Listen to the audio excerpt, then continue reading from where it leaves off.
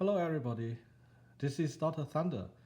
Today, I would like to show you how to solve a US high school physics competition question. So we have a collision between the ping pong ball and paddle, which is not perfectly elastic.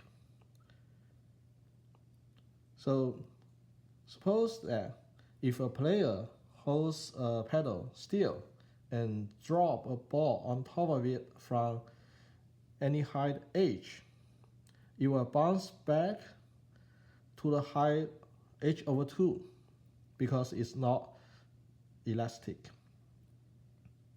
To keep the ball bouncing steadily, the player moves the paddle up and down so that it's moving upward with speed 1 meter per second whenever the ball hits it.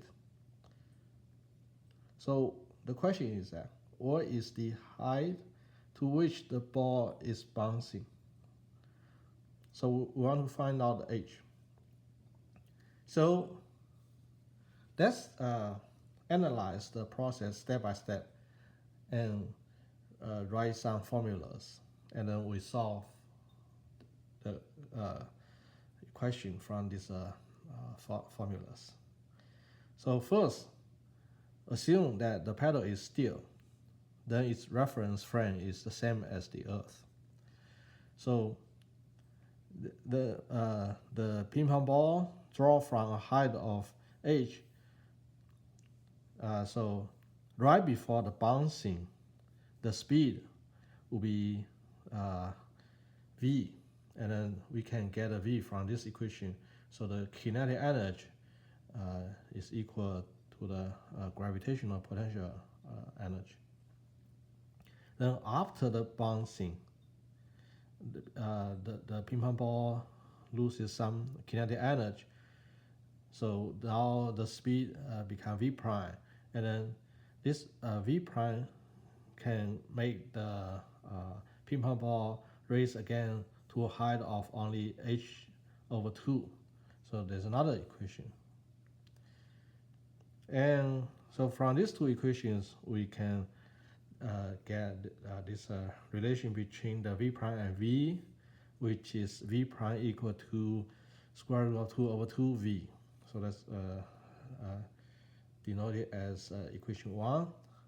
Now let's look at the situation in a question. The paddle is moving upward at 1 meter per second when the ball hit the paddle. So again, now let's look at the situation that relative to the Earth. At the moment that the ball hit the paddle relative to the Earth, we still have this kinetic energy is equal to the potential energy. So then we get the speed of the ping pong ball right before it hit the paddle is square root of 2gh, which is equation 2. Now we switch the reference frame to the paddle. Relative to the paddle, because right now, at this moment, the paddle travel upward at speed of 1 meter per second. So relative to the paddle, the ping pong ball's incoming speed will become v plus 1. So that's equation 3. Now the ping pong ball will bounce not elastically, but will lose some energy. So relative to the paddle, the ball speed right after bouncing, we have to multiply a coefficient, which is a square root of 2/2 to the incoming speed. So that's the speed right after bouncing, which is equation 4. Now we have to go back to the reference frame of Earth in order to calculate how high the ping pong ball will go up from the paddle. So relative to the Earth, the ball speed after bouncing is 4 plus 1, because at this moment the paddle also travel at a speed of 1 meter per second upward. So that's the ball speed after bouncing relative to the Earth reference frame. So with this speed, we have this kinetic energy. And this kinetic energy, as the question said, it will make sure that the ball bounces back to the height of h. So that will be mgh. So now we deduct this equation 6. We plug 2 into equation 6. Then we replace gh with v.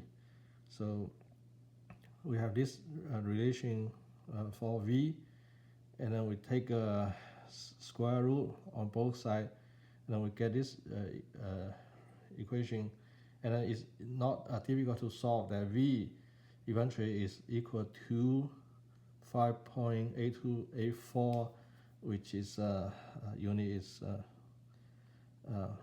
meter per second. Now we plug these results back into equation 2. Then we can get h is 1.7 meter, which is answer D.